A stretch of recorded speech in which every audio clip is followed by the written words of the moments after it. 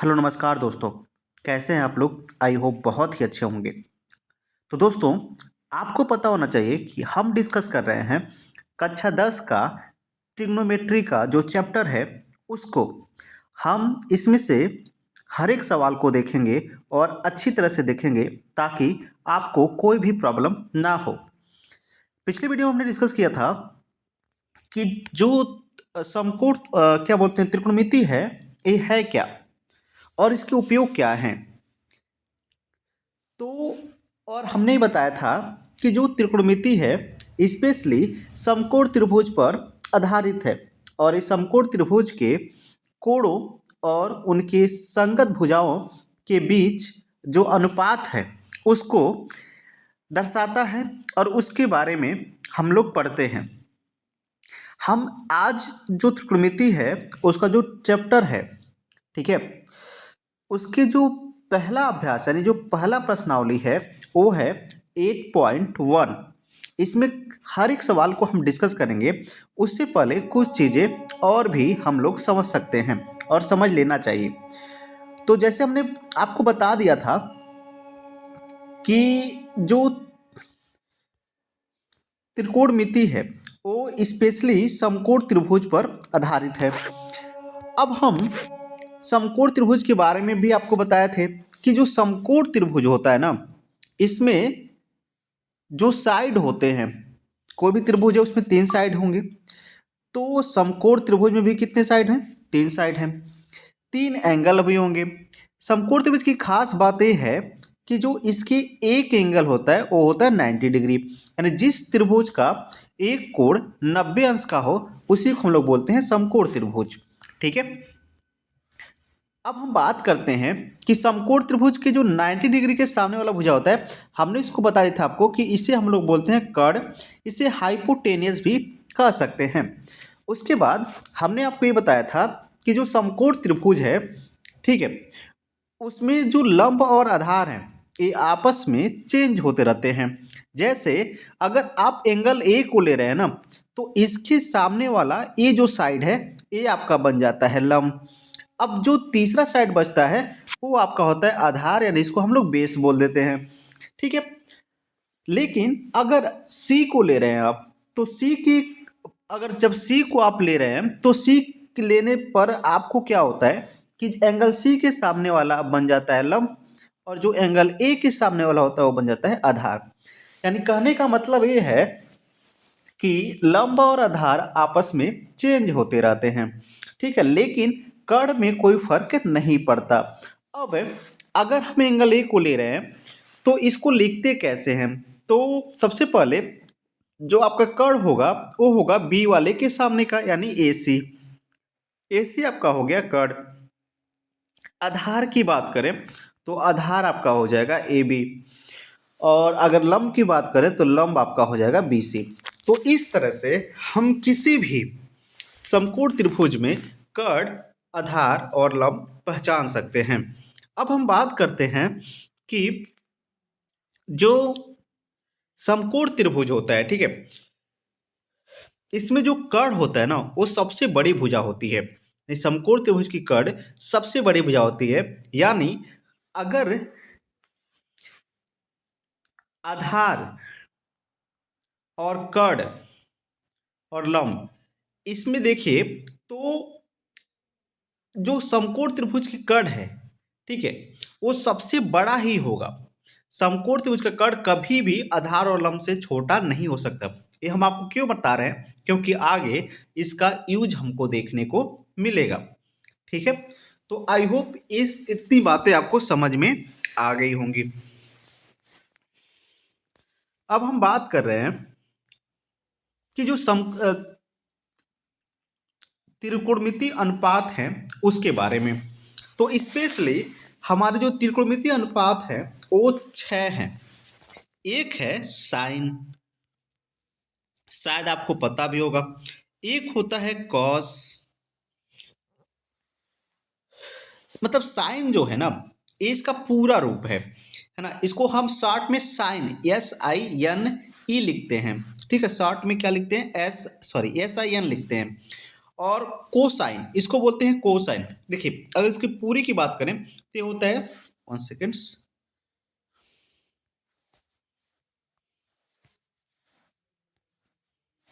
ये होता है आपका साइन,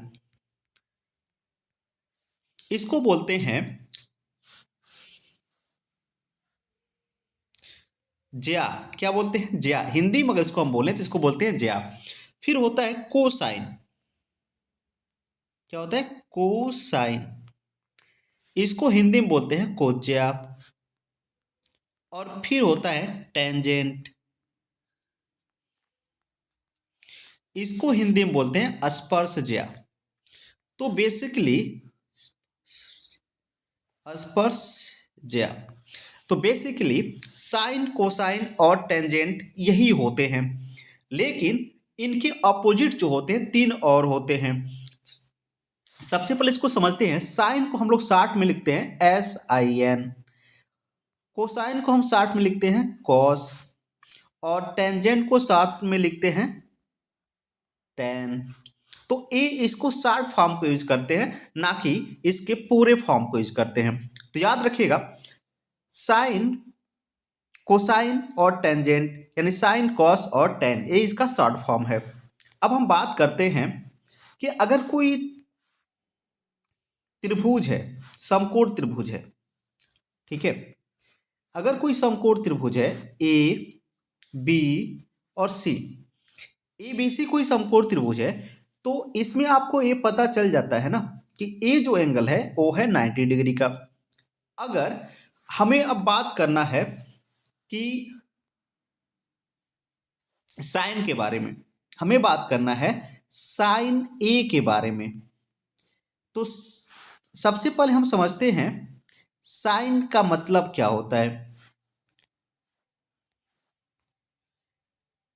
सबसे पहले हम समझते हैं साइन का मतलब। अगर हम बात करें साइन ए, तो साइन ए का मतलब होता है लंब बटे कर्ण। क्या होता है? लंब बटे कर्ण। ए का मतलब होता है लंब। अब हम देखिए यहां पर हमने एंगल ए को लिया है, तो आपको पता है सबसे पहले जो 90 डिग्री के सामने होता है वो बन जाता है आपका कर्ण। ठीक है, वो क्या बन जाता है? कर्ण बन जाता है। जो एंगल के सामने का होता है वो बन जाता है लंब, और जो तीसरा बचता है वो बन जाता है आधार, यानी बेस इसको बोल सकते हैं। इसको हम ए लिखते हैं, ये आपका हो गया आधार। अब साइन का मतलब होता है ना लंब बटे कर्ण। तो लंब यानी L बटे कर्ण, यानी साइन ए का मतलब हो गया L बटे के। अब इसको अगर हम इस रूप में लिखना चाहें तो हम लिख सकते हैं L को AB, सॉरी L को हम क्या लिख सकते हैं? BC लिख सकते हैं, यानी ए हो जाएगा BC बटे, और ए को ले सकते, सॉरी कर्ण को ले सकते हैं AC, तो BC बटे क्या हो जाएगा? AC, यानी ये हो गया साइन ए का मतलब। लेकिन एक बात और समझिए, अगर हम कह दें कि साइन C का मतलब क्या हो जाएगा? साइन C, अब हमने कहा था कर्ण तो आपका होता है फिक्स, चेंज कौन होता है? चेंज होता है आपका आधार और लंब। तो कर्ण हमारा फिक्स है। अब हमारा C, हम एंगल C ले रहे हैं। कौन सा एंगल ले रहे हैं? जब एंगल हम C लेंगे ना, जब एंगल C लेंगे तो उस कंडीशन में हमारा जो लंब हो जाएगा ना, अब ये लंब हो जाएगा। क्या हो जाएगा? लंब। अगर आधार की बात करें तो आधार बदल जाएगा, तो अब ये आपका आधार हो गया। बस इतना सा खेल है, समझ। अगर आपने ये समझ लिया तो आपको कोई दिक्कत नहीं होने वाला है। अब हम बात करने वाले हैं साइन C की। तो साइन C के बारे में तो आपका हो जाएगा L बटे के, यहाँ भी होगा, लेकिन L का मतलब हो जाएगा AB, और यहाँ के का मतलब तो वही रहने वाला है AB बटे AC। ये हो गया साइन का मतलब। ओके, तो आई होप आप इस बात को समझ पाए होंगे, इसमें आपको कोई डाउट नहीं हुआ होगा। ठीक है,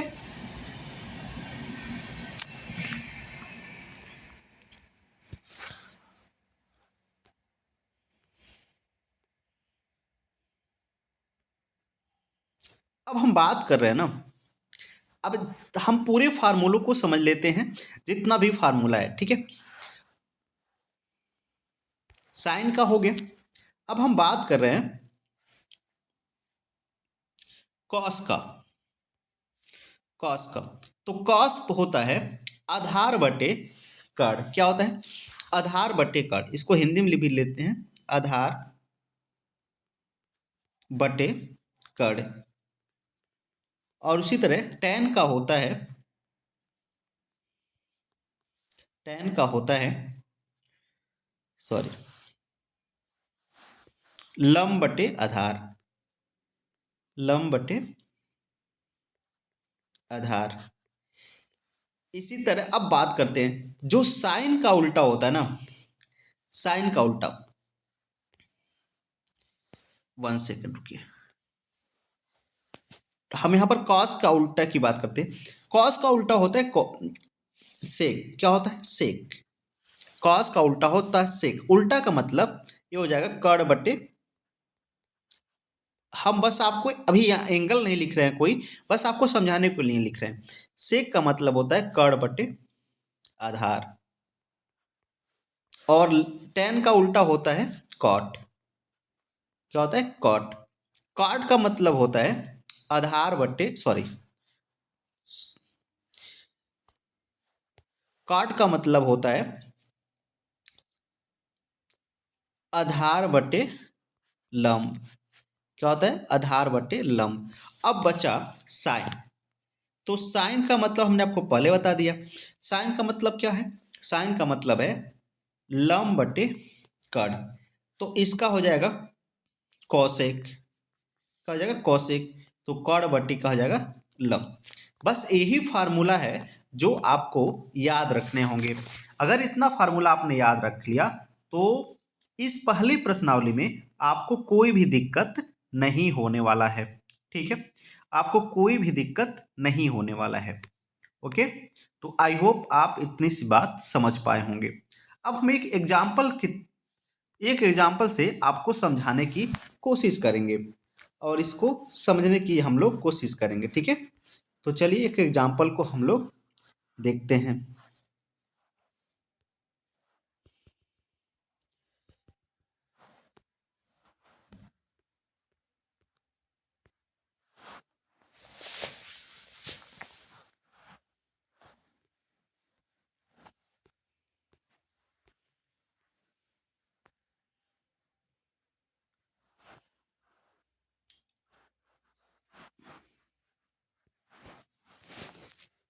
जैसे आपको दे रखा है साइन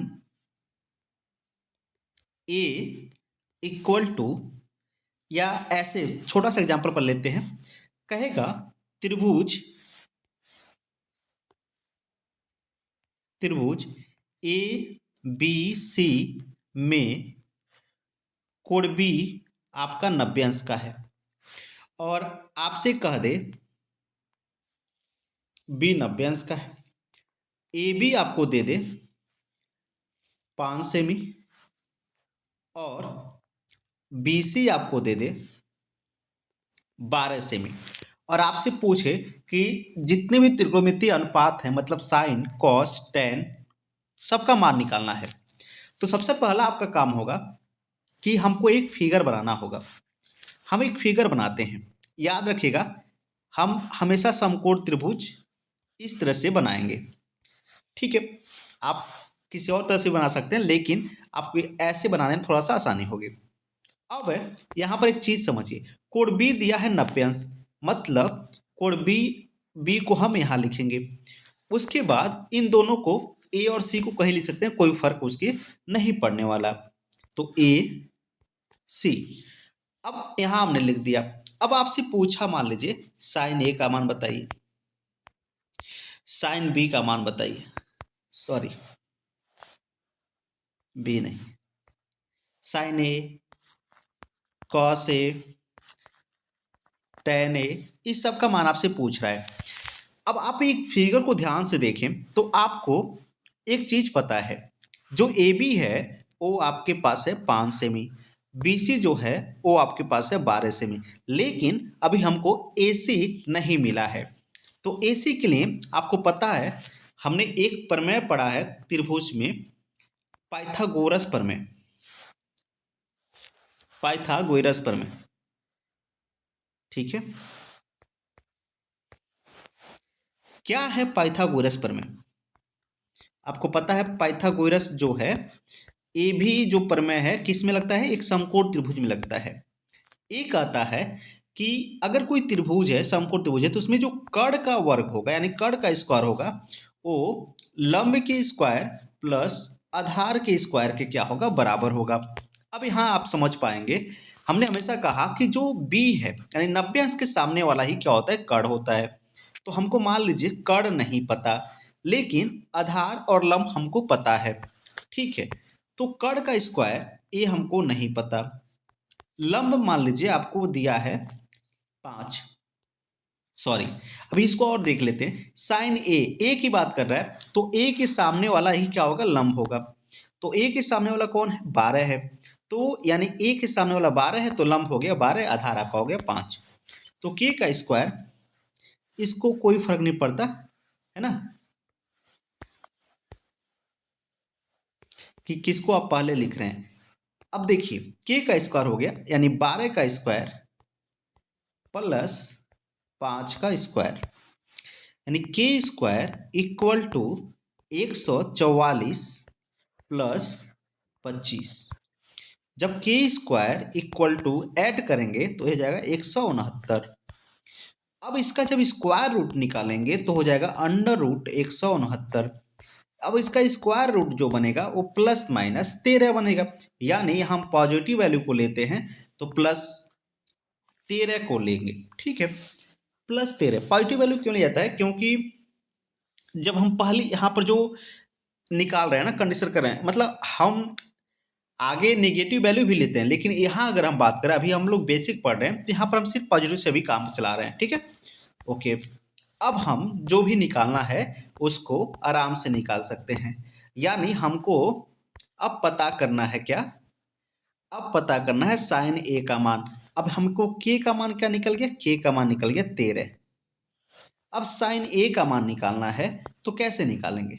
हमको पता है कि साइन ए इक्वल टू होता है लंब बटे कर्ण।